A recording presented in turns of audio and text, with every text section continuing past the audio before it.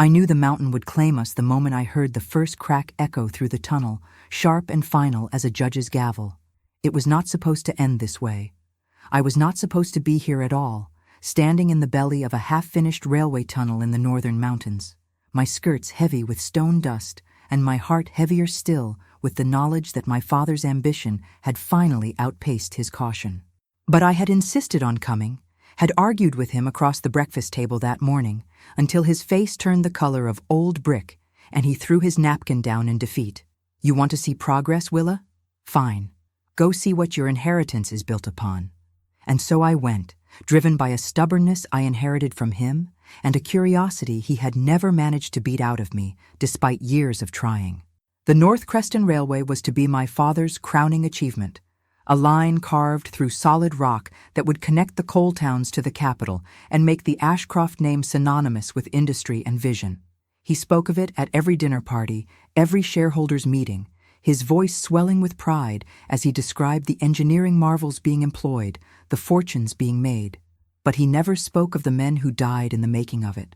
3 in the first year alone, their names listed in the company ledger as expenses, their widows paid off with a few pounds and a firm handshake.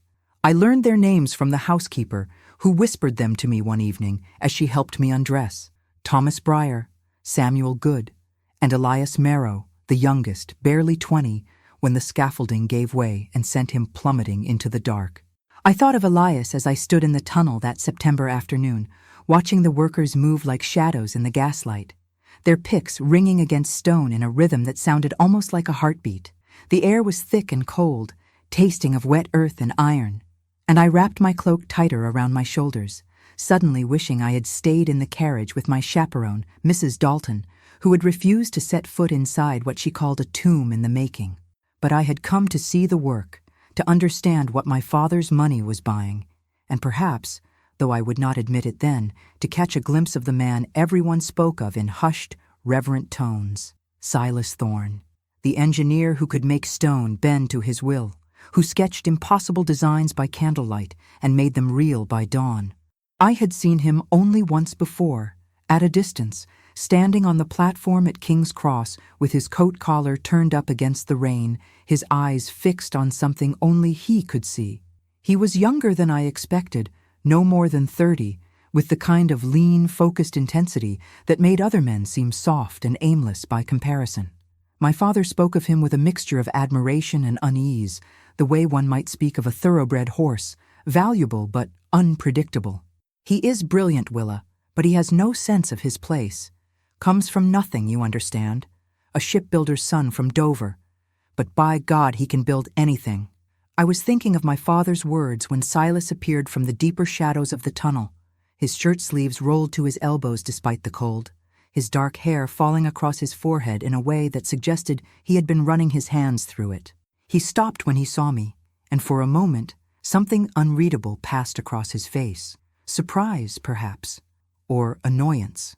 Then he straightened, brushing the dust from his hands, and approached with the careful politeness of a man addressing someone he would rather not address at all. Miss Ashcroft, I was not informed you would be inspecting the site today. His voice was low and measured, with the faintest trace of a coastal accent he had not quite managed to polish away. I lifted my chin, refusing to be dismissed. My father sent me in his stead. He thought it important that I understand the work being done here. A lie, of course, but Silas did not challenge it. He simply nodded, his gaze sweeping over me with the same assessing quality he might apply to a faulty beam or a questionable measurement.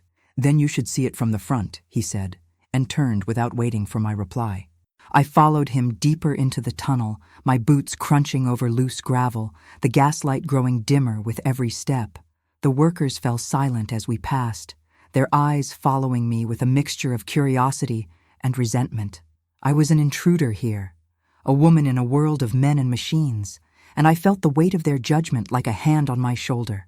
But Silas moved ahead with easy confidence, pointing out the support beams, the ventilation shafts, the places where the rock had proven more stubborn than anticipated. He spoke the way other men recited poetry, with a passion that was almost unsettling in its purity. This section was the most difficult, he said, gesturing to the ceiling where fresh timber braced against stone. The geological survey missed a fault line. We have had to reinforce it twice already. Is it safe? He glanced back at me, and for the first time, I saw something soften in his expression. A flicker of something almost like amusement. Safe enough, Miss Ashcroft. I would not bring you here otherwise. I wanted to ask him more. Wanted to know if he ever thought of the men who had died. If he lay awake at night, wondering if his calculations were enough. If his designs could hold against the mountain's indifference. But before I could speak, the sound came. A low, deep groan from somewhere above us, like the earth itself drawing breath. Silas froze. His hand shot out, gripping my arm with a force that startled me. Run. The word was barely out of his mouth when the ceiling split open with a roar that drowned out all thought. I felt the ground lurch beneath me. Felt Silas pulling me backward, his body suddenly between mine and the cascade of stone and timber that came crashing down. The world became noise and dust and terror, and I could not breathe, could not see, could only feel his arms around me as we fell together into the darkness. When the roaring stopped, there was only silence, a silence so complete it felt like death. I opened my eyes to blackness. My lungs burned, my throat raw with dust, and for a moment I could not remember where I was or why I was lying on cold, wet stone with someone's weight pinning me down. Then I heard his voice, rough and hoarse, speaking my name. Miss Ashcroft. Willa. Can you hear me? I tried to answer, but all that came out was a cough. He shifted, moving off me with a groan, and I felt his hands on my shoulders, my arms, checking for injuries with a practiced efficiency that spoke of experience with disaster. Are you hurt? I do not think so. My voice sounded strange to my own ears, thin and shaking. I tried to sit up, and he helped me, his grip steady even as I felt him trembling. When I was upright, leaning against what felt like a boulder, he moved away, and I heard the scratch of a match. Light flared, blinding after the darkness, and I saw his face in the glow, streaked with dirt and blood from a cut above his eye. The tunnel collapsed, he said, unnecessarily. We are trapped. He said it calmly, the way one might remark on the weather. But I saw the tightness around his mouth, the way his hand shook as he lit a small lantern he had pulled from his coat. The flame caught, casting long shadows across the rubble that blocked the passage behind us. There was no opening, no gap, just a solid wall of broken stone and splintered timber. How long until they dig us out? He did not answer right away. He was staring at the collapse, his jaw working as if calculating something I could not see. Hours, he said finally. Perhaps longer. The structure is unstable. They will have to proceed carefully.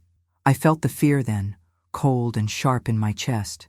Hours, in the dark, in the cold, with a man I barely knew and a mountain pressing down on us from all sides. We will be all right, he said, and I hated the gentleness in his voice, the way he spoke to me as if I were a child who needed comforting. We have light, we have air, and they know we are here.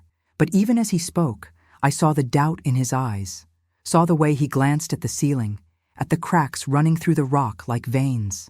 It was then that I felt it, a coldness that had nothing to do with the damp air, a presence that raised the hair on the back of my neck. I turned slowly and saw the figure standing at the edge of the lantern's light. A man, or the shape of a man. He was dressed in work clothes, his cap pulled low, his face obscured by shadow. But I could see his eyes. They were fixed on Silas with an intensity that made my breath catch. Silas, I whispered. Do you see him? He followed my gaze, and I watched the color drain from his face. The figure did not move, did not speak. But in the silence, I heard something that might have been a sigh, or the wind moving through stone. And when I blinked, he was gone. Silas stood frozen, the lantern shaking in his hand. That was Elias Marrow, he said, his voice barely audible. And he is trying to tell us something. You cannot tell anyone what we saw, Silas said, and in those words I heard everything he would not say aloud. That he believed it too, that he was as terrified as I was, and that we were bound now by something far stranger than stone and circumstance. He had turned away from where the apparition had stood, his shoulders rigid, his breathing uneven in the close air. The lantern light wavered between us, casting his face in sharp relief, all angles and shadows. I watched him struggle with himself, watched him try to pull back the composure that had slipped when he spoke the dead man's name. But it was too late. I had seen the recognition in his eyes, the guilt. "You knew him," I said. It was not a question. He set the lantern down carefully, as if afraid the slightest carelessness might shatter what remained of our fragile reality. When he finally met my gaze, there was something raw there, something I had no name for. Everyone knew Elias. He was the best scaffolder we had. Steady hands, good instincts. He died 14 months ago when the support frame gave way in the eastern shaft. The way he said it, flat and factual, told me more than the words themselves. This was a death he had recited before, to inspectors perhaps, or to grieving family. A death he had explained away and filed under unfortunate but unavoidable. But that is not the whole truth, is it? He flinched as if I had struck him. For a long moment he said nothing, and I thought he might retreat into silence, into the distance men like him used to keep women like me at bay. But then he sank down onto a piece of fallen timber, his head in his hands, and when he spoke again, his voice was barely above a whisper. The frame was faulty. I knew it. I had marked it for replacement in my notes, had told the foreman it needed to be reinforced before we moved forward. But your father's deadline was approaching, and the investors were getting restless, and the site manager decided we could wait another week. Just one more week. Elias was working alone that morning. He fell 30 feet onto solid rock. By the time we reached him, he was already gone. I felt something cold settle in my stomach. My father. Always my father. His ambition like a shadow that touched everything. Everyone. I thought of him at his desk, signing papers and approving budgets, never once asking what those numbers meant in flesh and blood. Did he know? I asked. Did my father know about the faulty frame? Silas looked up at me, and I saw the answer in his eyes before he spoke. I wrote him a letter, explained what had happened, what should have been done. He never replied. 3 weeks later, the official report listed the death as worker error, carelessness. Elias's widow received £20 and a lecture on her husband's failings. The rage came sudden and bright, burning through the fear. I wanted to defend my father, to say he could not have known, that he would never have allowed such a thing. But the words died in my throat, because I knew, had always known, that my father valued progress over people, that he saw the world as a machine to be optimized, with acceptable losses built into every calculation. "I am sorry," I said finally, uselessly. Silas shook his head. "It is not your burden to carry, Miss Ashcroft. You were not even here when it happened. But I am here now," I said, "and I think Elias knows that." We both fell silent then, listening to the drip of water somewhere in the darkness, the creak of settling stone. The air was growing colder, and I pulled my cloak tighter, trying not to think about how long we had been trapped, how much longer we might remain. My chaperone would have raised the alarm by now, would have sent word to my father. But would they be able to reach us? Would the rescue effort come in time, or would they find only our bodies when they finally broke through? I pushed the thought away and focused on the man across from me. Silas had risen and was examining the collapsed section with his lantern, running his hands over the stone, testing the stability.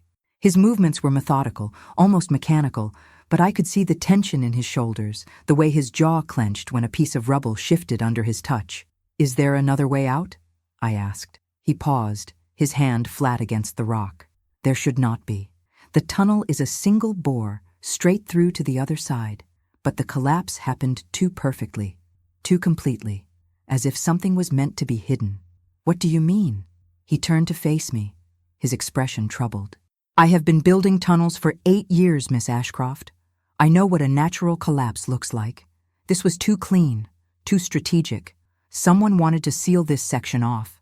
The implication hung between us, dark and terrible. Before I could respond, the temperature dropped so suddenly that my breath became visible in the lantern light. Silas saw it too. He reached for my hand instinctively, pulling me closer, and I felt the warmth of his palm against mine, steadying and real. The figure materialized again, more solid this time, standing where the passage narrowed into shadow. Elias Merrow. I could see his face now, young and earnest, with the kind of open features that spoke of trust too easily given.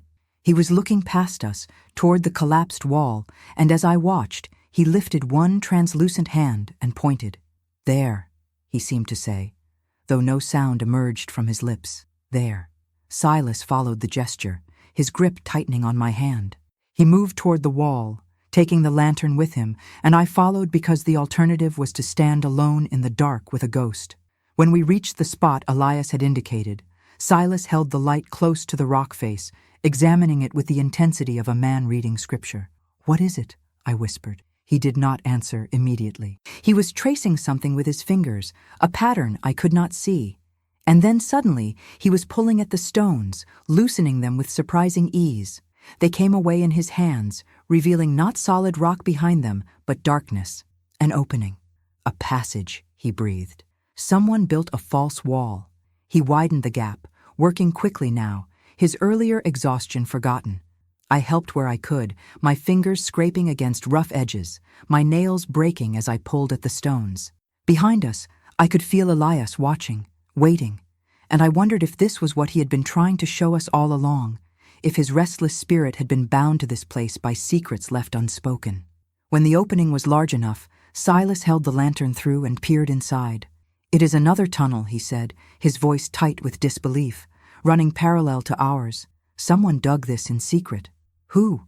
Why?" He pulled back, his face grim. "I intend to find out." He climbed through first, then reached back to help me. His hands circled my waist as he lifted me through the gap, and for a moment we were close enough that I could feel his heartbeat, rapid and strong against my palm.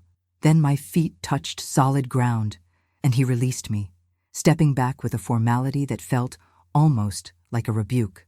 The hidden tunnel was smaller than the main bore, barely wide enough for two people to walk abreast. The walls were rough-hewn, the work hasty and unprofessional, and the air smelled of damp earth and something else, something metallic that made my stomach turn. Silas moved forward cautiously, the lantern casting wild shadows across the uneven surface. We had walked perhaps 20 paces when we found them. The tools first, picks and shovels leaning against the wall, as if their owners had simply set them down and walked away. Then the papers, water-stained and brittle, scattered across the ground. Silas knelt and gathered them carefully, holding them up to the light. "These are survey maps," he said slowly, "but they are not ours. The measurements are different. The bore angle is off. This is an older design." "Whose?" He turned one of the pages over, and I saw him go still. When he looked up at me, his expression was stricken. "These are signed by Edmund Carrick. He was the first engineer your father hired for this project. He disappeared 3 years ago. Everyone assumed he had taken another position abroad. The implication was clear. Edmund Carrick had not gone abroad. Edmund Carrick had found something, or known something, and had been silenced for it. Silas, what is this place?" Before he could answer, we heard it. A sound like breathing, rhythmic and wet, coming from deeper in the tunnel. Silas raised the lantern, and we both saw it at the same time. At the far end of the passage, where the darkness was absolute, something gleamed. Not stone, not water, but metal, cold and deliberate, shaped by human hands. We moved toward it together, drawn by horror and fascination in equal measure. As we drew closer, the lantern light fell across what looked like a machine, all brass gears and iron pistons bolted into the rock itself. It was not abandoned. It was maintained, oiled, waiting. And beneath it, carved into the floor in letters that had been filled with something dark and rust-colored, were words that made my blood freeze. "They will not stop. They must not know." Silas reached out as if to touch the machine, but I caught his wrist. "Do not," I whispered. "Please." He nodded, pulling back. And we stood there in the flickering light, staring at the impossible thing before us, while somewhere in the darkness behind us, I swore I heard the sound of footsteps. Living footsteps. "Coming closer. Stay behind me," Silas whispered. And I felt his body shift to shield mine as the footsteps grew louder, echoing off the narrow walls with a deliberate, unhurried rhythm that was somehow more terrifying than haste. He extinguished the lantern with a sharp breath, plunging us into darkness so complete I could not see my own hands. My heart hammered against my ribs as I pressed myself against the cold stone, feeling Silas's shoulder against mine, the only point of warmth in a world that had become nothing but shadow and sound. The footsteps stopped.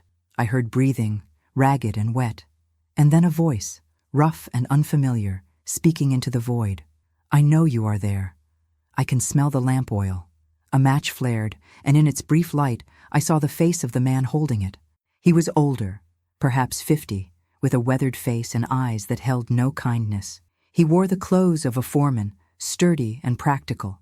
But there was something wrong about him, something that made my skin crawl. He lit a small torch he carried and held it high, surveying us with the calm assessment of a man who had found exactly what he was looking for. "The Ashcroft girl," he said, his gaze sliding over me with distaste. "And Thorne. I wondered when you would find your way down here." Silas's hand found mine in the darkness, squeezing once in warning before he spoke. "Who are you?" The man smiled, though it did not reach his eyes.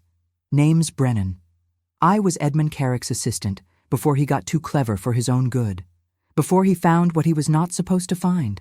He gestured toward the machine with his torch, and in the flickering light, I could see it more clearly now.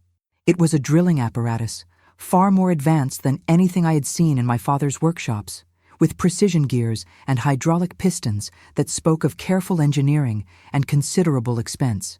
But it was the drill bit itself that made me recoil. It was stained dark and driven into the rock face at an angle that suggested it had been boring not forward, but down. "What is it?" I heard myself ask. Brennan's smile widened. "Progress, Miss Ashcroft. The kind your father pays good money for. See, this tunnel was never about the railway. The railway was just the excuse, the cover story. What your father really wanted was access to what lies beneath these mountains, veins of mineral so pure, so valuable, that a man could buy himself a kingdom with what he pulls from the earth." I felt the words hit me like a physical blow. My father.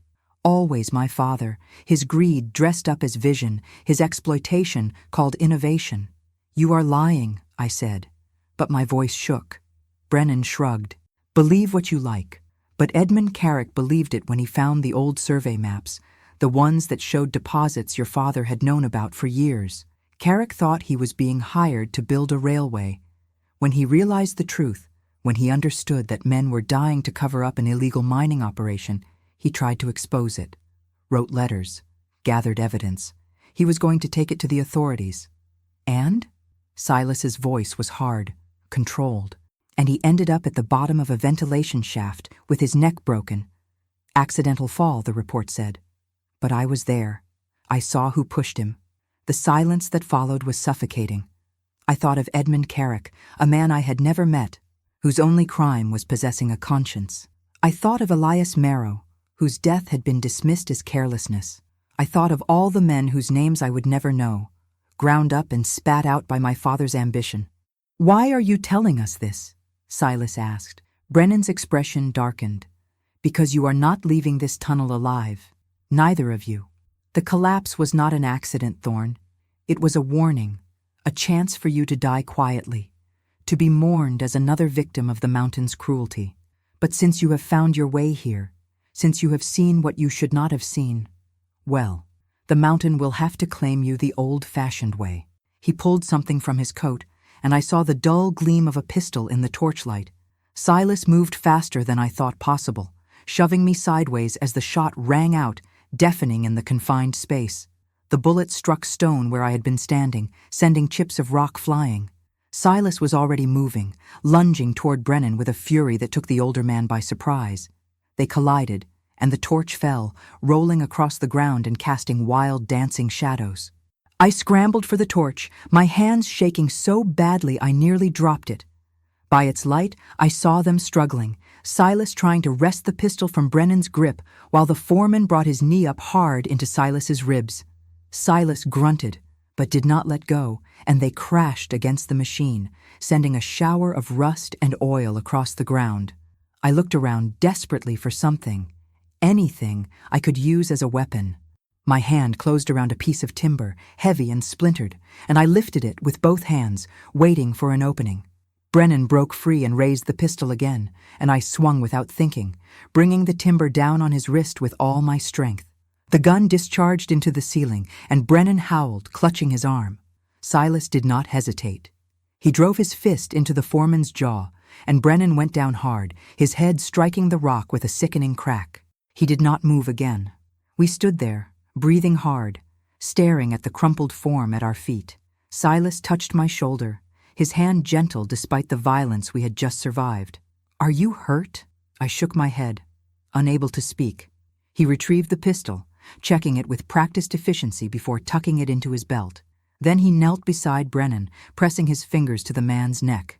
"Alive," he said quietly, but unconscious. "What do we do with him?" Silas looked up at me, and in his eyes I saw the same question I was asking myself. What did we do with a murderer in a place where justice seemed a distant, impossible thing?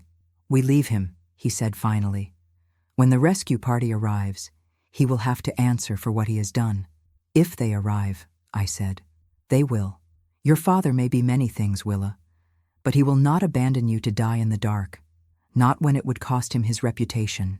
He said my name as if it were a prayer, and I felt something shift between us, some wall crumbling under the weight of all we had endured.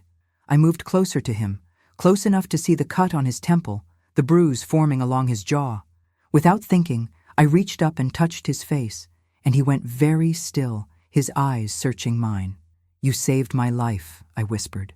"You saved mine," he replied. We stood like that for a heartbeat, for an eternity, and then I kissed him.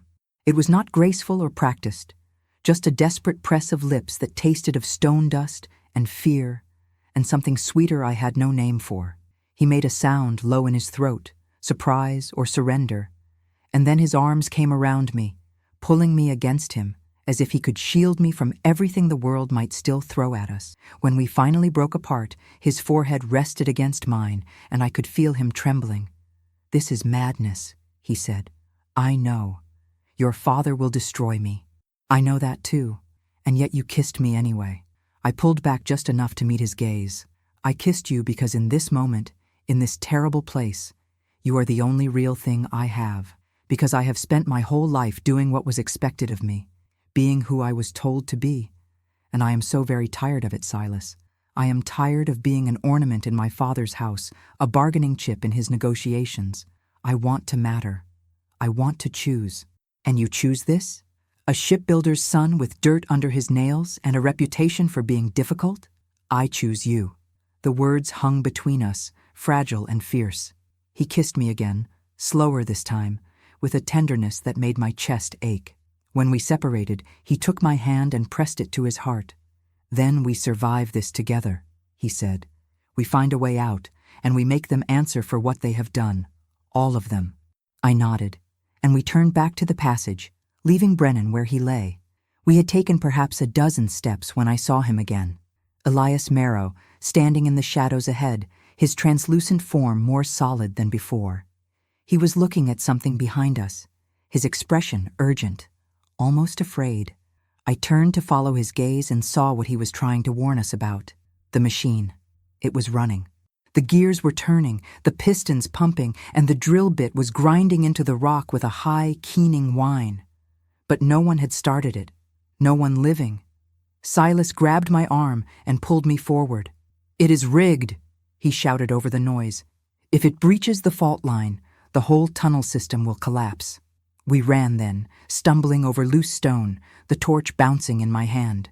Behind us, I heard the shriek of metal on stone, the groan of the mountain responding to the violation. The ghost of Elias Marrow ran beside us, pointing toward a fork in the passage I had not noticed before. We followed him, trusting his guidance even as the ground began to shake. The passage narrowed, forcing us to move single file, Silas ahead and me behind. I could hear water now, rushing somewhere close, and I prayed it was not flooding, that we were not trading one death for another. The ghost stopped suddenly, and Silas nearly collided with him before remembering he was not solid. Elias pointed upward, and I saw it. A shaft, climbing toward the surface, with the faintest hint of gray light filtering down from above. Silas looked at me, his face streaked with sweat and grime. "Can you climb?" "I can try." "Then try now. And do not look back. I would rather die trying to reach the light than buried in the dark with the truth. I said, and reached for the first handhold, my fingers closing around cold iron driven into stone. The climb was brutal. Every muscle in my arms screamed in protest as I pulled myself upward, my boots scrabbling for purchase on the slick rock. Below me, I could hear Silas breathing hard, could feel the shaft trembling as the machine continued its terrible work somewhere in the depths. The ghost of Elias Marrow had vanished, but I felt his presence still, guiding us, urging us toward the surface and salvation. My hands were bleeding by the time I saw the opening above, a rough circle of gray sky that looked impossibly far and impossibly close all at once. I hauled myself up with the last of my strength, my arms shaking, and then hands were reaching down, strong and calloused, pulling me through into the rain-soaked evening air. I collapsed onto wet grass, gasping as voices erupted around me. "Miss Ashcroft, thank God! Someone fetch blankets! Get the doctor!" I rolled onto my side and saw Silas emerge from the shaft, his face pale and drawn. He stumbled as he climbed out, and I reached for him instinctively, catching his arm. Our eyes met, and in that moment, surrounded by chaos and relief, we shared something that needed no words. We had survived, together. My father arrived within the hour, his carriage thundering up the muddy road to the site, his face a mask of concern that I might have believed once before I knew what I knew. He swept me into his arms, crushing me against his chest in a display of paternal devotion that felt obscene given what lay beneath our feet. "Willa, my darling girl, when they told me you were trapped, I thought my heart would stop. Thank God you are safe." I pulled away from him, my body stiff and unyielding. He noticed, of course. He noticed everything, filed it away for later use. "How did this happen?" I asked, my voice flat. "How did the tunnel collapse?" His eyes flickered to Silas, who stood a few paces away, wrapped in a blanket someone had thrust at him, watching us with an expression I could not read. "An unfortunate accident," my father said smoothly. "A fault in the rock we could not have predicted. These things happen in engineering projects of this scale. The important thing is that you are both alive." "Is it?" I asked. "Is that the important thing?"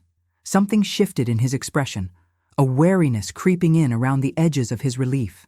"You have been through a terrible ordeal, Willa. You are not thinking clearly. Let me take you home, get you warm and fed, and we can discuss this when you have rested. I need to discuss it now." The workers had begun to drift away, giving us privacy, but I saw some of them watching from a distance, curious about the confrontation unfolding between the industrial baron and his daughter. Silas moved closer, his presence a solid weight at my back. "Miss Ashcroft has something to tell you, sir," he said quietly, "about what we found in the tunnel, and about why it collapsed." My father's jaw tightened. "I am sure whatever you think you found can be explained by the trauma of your ordeal. The mind plays tricks in the dark. We found Brennan," I said, and watched my father go very still. "We found the hidden passage, the machine, the evidence of the mining operation. We know about Edmund Carrick. We know about Elias Marrow. We know what you have been doing here." For a long moment my father said nothing. Then he smiled, and it was the smile of a man who had played this game before and won. "If you found Brennan, then you know he is a madman. A disgruntled former employee who has been spreading lies about this project for years. Whatever he told you is fiction designed to extort money from me." "He murdered Edmund Carrick," Silas said, his voice hard. "He admitted it. And he said you paid him to keep the mining operation secret, to silence anyone who got too close to the truth." My father laughed, a sound without humor. "The word of a shipbuilder's son and a hysterical woman against mine? Please, you have no proof. And even if you did, do you honestly think anyone would care? This railway brings jobs, prosperity, progress. A few unfortunate deaths in service of that progress are regrettable, but necessary." I felt something inside me break then, some last fragile hope that my father was not the monster I feared him to be. I thought of my mother, dead these 10 years, and wondered if she had known what kind of man she had married. If she had turned away from the truth the way I had been trained to do, smoothing it over with politeness and pretty dresses and the willful blindness expected of women of our class. "You are a murderer," I said, my voice shaking. "You may not have pushed Edmund Carrick yourself, But you paid the man who did. You let good men die to protect your profits. You built this railway on blood and lies, and you expect me to be silent because it is convenient for you." My father's expression hardened. "I expect you to be silent because you are my daughter, and you owe me your loyalty. Everything you have, everything you are, exists because of me. The clothes on your back, the roof over your head, the very air you breathe is bought and paid for by my work. You will go home, you will forget this foolishness, and you will marry the man I have chosen for you." Lord Pemberton has been very patient, but his patience has limits. I stared at him, understanding finally the full scope of my cage. I was not a daughter to him. I was property, an asset to be managed and deployed as needed. And he would never see me as anything else. "No," I said. The word hung between us like a challenge. "What did you say?" I said no. I will not be silent. I will not go home and play the obedient daughter while you destroy lives for profit. I will not marry Lord Pemberton or anyone else you choose for me. I am done being your pawn." My father took a step toward me, his face flushing with anger. "You ungrateful little fool. Do you think you can defy me? I will cut you off without a penny. You will have nothing, be nothing." "Then I will be nothing," I said, and felt a strange lightness in my chest, as if a weight I had been carrying my whole life had suddenly lifted. "But I will be nothing on my own terms." Silas's hand found mine, his fingers lacing through my bloodied ones. My father saw the gesture, and his eyes widened with understanding and fury. "This is his doing," he spat. "He has poisoned you against me." "No," I said softly. "You did that yourself." My father opened his mouth to respond, but a shout from the tunnel entrance cut him off. Men were emerging from the main shaft, and they were carrying someone.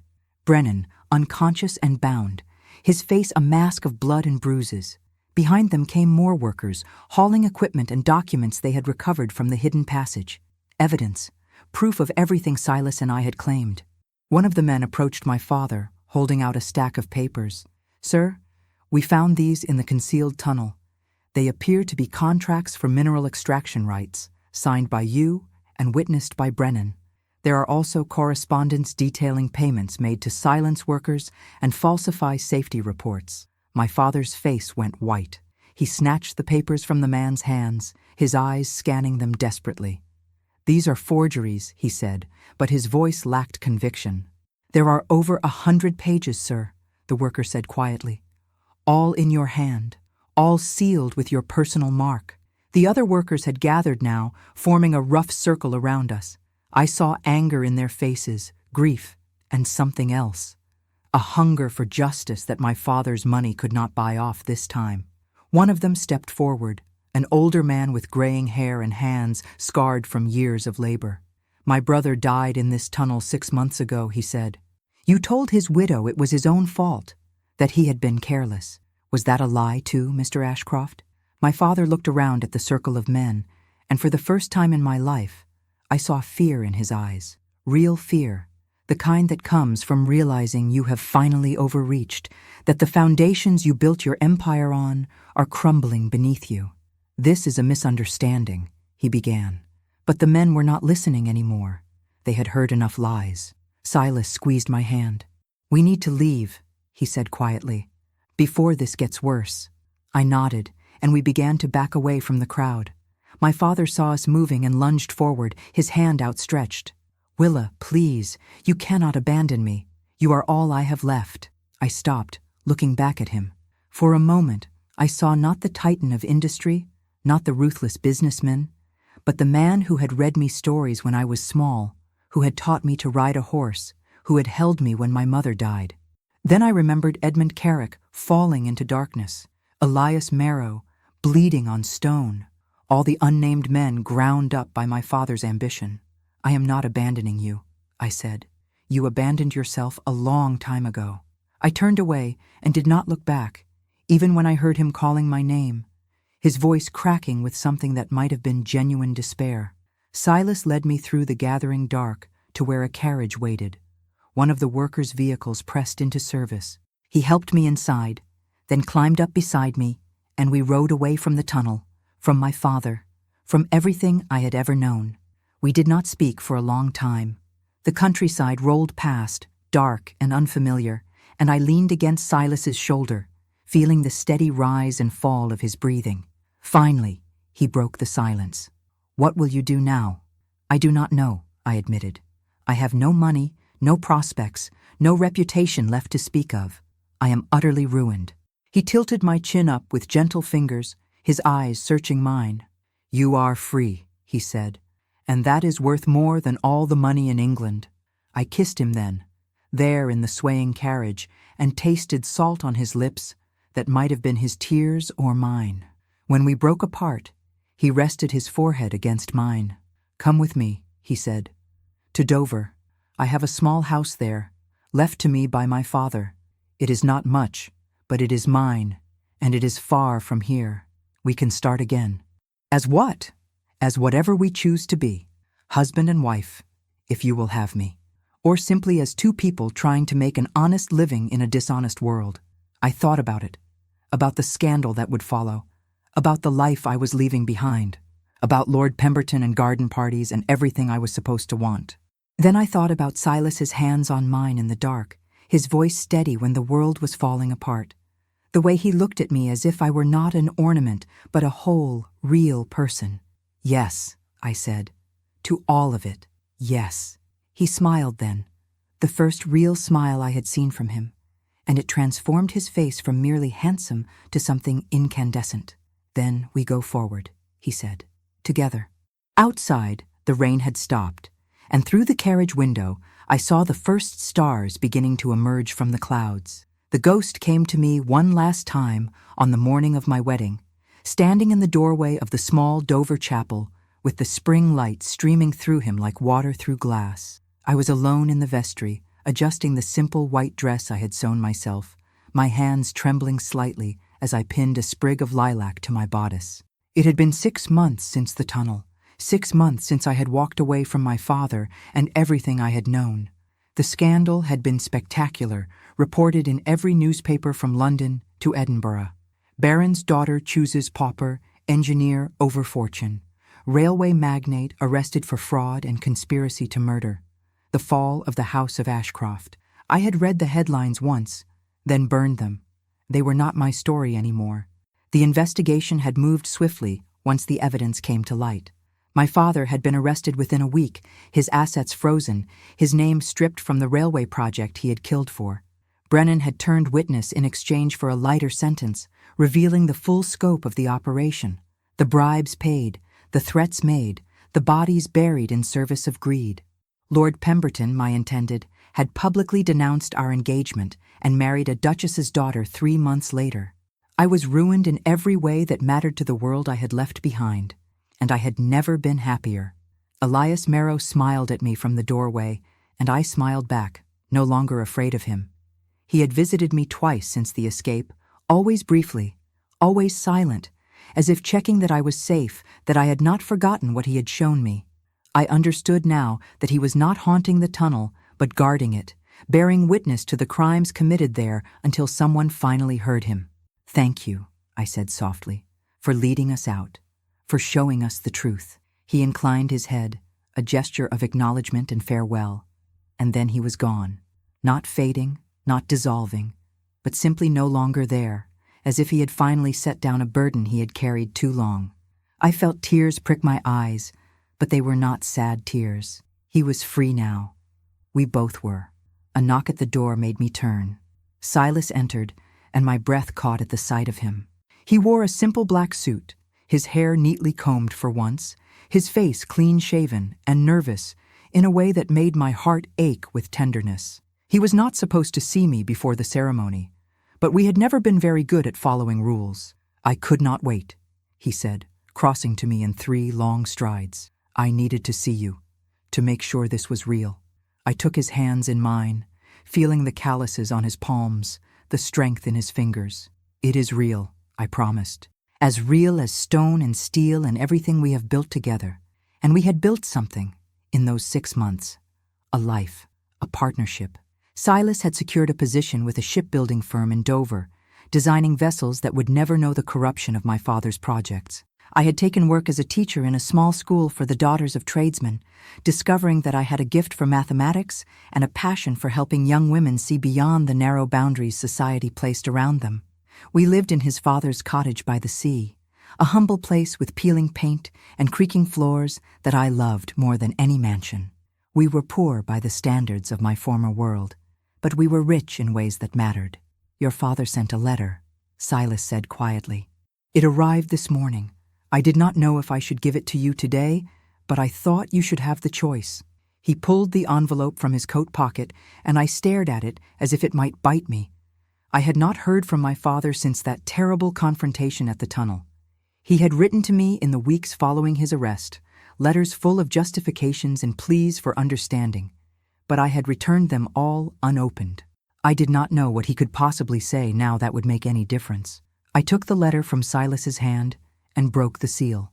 The handwriting was my father's, but shakier than I remembered, the confident flourishes reduced to careful, uncertain strokes. I read it standing there in the vestry, with Silas's hand on my shoulder, grounding me. My dearest Willa, I do not expect you to forgive me. I do not expect you to answer this letter or ever wish to see me again. But I need you to know that I am sorry. Not for being caught, though I am sure that is what you think. I am sorry for what I became, for the choices I made that led me so far from the man I once hoped to be. Your mother would have been ashamed of me. You were right to walk away. I hope that wherever you are, whatever life you have chosen, you have found the happiness I could never give you. You deserve it more than anyone I have ever known. I remain, despite everything, your father. I folded the letter carefully and slipped it into my pocket. It was not forgiveness, not reconciliation, but it was something. An acknowledgement of the damage done, a recognition of my right to choose my own path. It was more than I had expected, and less than I needed, and that, I supposed, was the nature of broken things. They did not heal cleanly or completely, but they could be set aside and allowed to settle into something manageable. "Are you all right?" Silas asked. I nodded, turning to face him fully. "I am. He cannot hurt me anymore. He cannot define me. I am not his daughter in the way I once was. I am simply Willa, and that is enough." Silas cupped my face in his hands, his thumbs brushing away tears I had not realized were falling. "You are not simply anything," he said fiercely. "You are extraordinary. You are the bravest person I have ever known, and I am the luckiest man alive that you chose me." "I chose us," I corrected, and kissed him, tasting salt and hope and the promise of everything we would build together. The ceremony was small, attended by the handful of friends we had made in Dover. The minister who married us was kind and uninterested in scandal, and the vows we spoke were simple and true. I promised to love Silas in darkness and in light, in wealth and in poverty, in all the ways that mattered. He promised the same, his voice steady and sure, and when he slipped the plain gold band onto my finger, I felt something settle into place inside me. This was where I was meant to be. This was who I was meant to be. We walked from the chapel into the spring sunshine, and the sea wind caught my veil, lifting it like wings. Silas laughed and pulled me close, and we stood there on the steps, wrapped in each other, while the world went on around us, indifferent and beautiful. That evening, we returned to the cottage and sat together on the small porch overlooking the water. The sun was setting, painting the sky in shades of gold and rose, and I leaned against my husband's shoulder, feeling the steady rhythm of his breathing. "Do you ever regret it?" he asked quietly. "Giving up your fortune, your position, everything you could have had?" I thought about it, truly considered the question. I thought about silk gowns and grand ballrooms, about carriages and servants and the weight of my family name.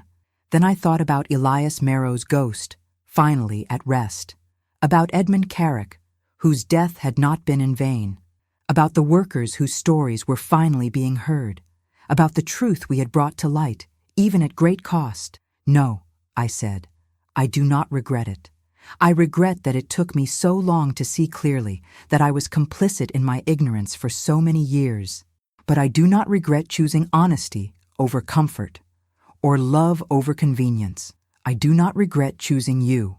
He kissed the top of my head, his arm tightening around me. The newspapers say the new Railway Commission has shut down the entire project. They are conducting a full review of safety standards across the industry. There is talk of new regulations, oversight, protections for workers. Because of what we exposed, I said. Because of what you refused to ignore, he corrected. You could have stayed silent. Most people in your position would have. But you chose to see and to act, and that made all the difference. We sat in silence for a while, watching the sun sink below the horizon. In the gathering dusk, I thought I saw a figure standing at the edge of the water, a young man in work clothes, his cap pulled low. He raised one hand in what might have been a wave or a benediction, and then he was gone, melted into the twilight like mist. Silas saw him too. I felt him tense beside me, then relax. He is at peace now, I said. We all are, Silas replied. And it was true. The ghosts had been laid to rest, the truth had been told, and we had each other. It was not the life I had been raised to want, but it was the life I had chosen, and that made it precious beyond measure. I thought of my mother then, dead these many years, and hoped she would have been proud of the woman I had become. Not the obedient daughter who smiled and nodded and looked away from uncomfortable truths, but the woman who had crawled through darkness to reach the light, who had chosen love and integrity over wealth and status, who had learned that the greatest courage was not in facing death, but in facing the truth and deciding to live by it. The stars were beginning to appear, scattered across the darkening sky like promises. Silas stood and offered me his hand, pulling me to my feet. Come inside, Mrs.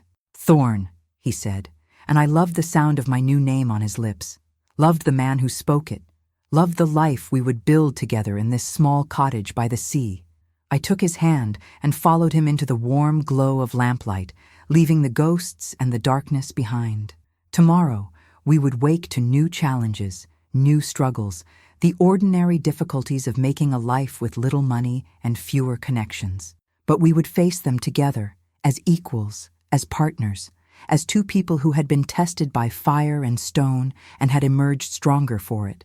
And that, I thought, as Silas closed the door behind us, was its own kind of magic. Not the supernatural kind, not the haunting or the mystery, but the everyday miracle of choosing love in a world that often chose cruelty, of building something good from the wreckage of what came before. The tunnel had been our tomb and our transformation. In its darkness, we had found each other. In its depths, we had discovered what we were truly made of. And when we emerged, we were no longer the people we had been. We were free, we were whole, we were home.